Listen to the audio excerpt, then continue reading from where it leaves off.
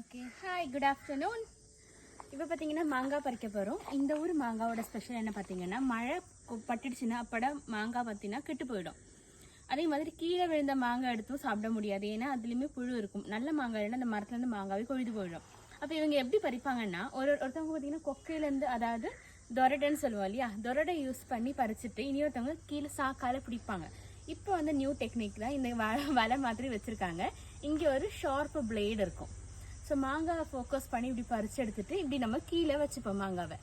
இங்கே பாருங்கள், இங்கே கீழே இருக்குது மாங்காய்.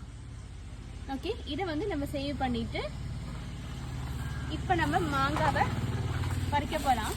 இது ரொம்ப பெருசாக இருக்கும், தொரடை எனக்கு எட்டாது, இருந்தாலும் நான் ட்ரை பண்ணுவேன்.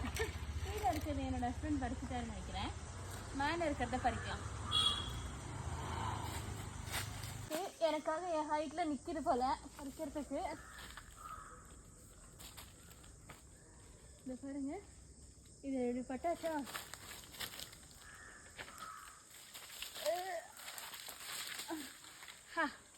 இங்கே பாருங்க, வலைக்குள்ளேயே மாங்காய் மாட்டிக்கிச்சோம். இங்கே பாருங்க, மாங்காய் பார்த்தீங்கன்னா வலைக்குள்ளேயே இருக்குது. அப்போ என்னென்னா மாங்காய் கீழே விடாமல் கிடைக்கும்.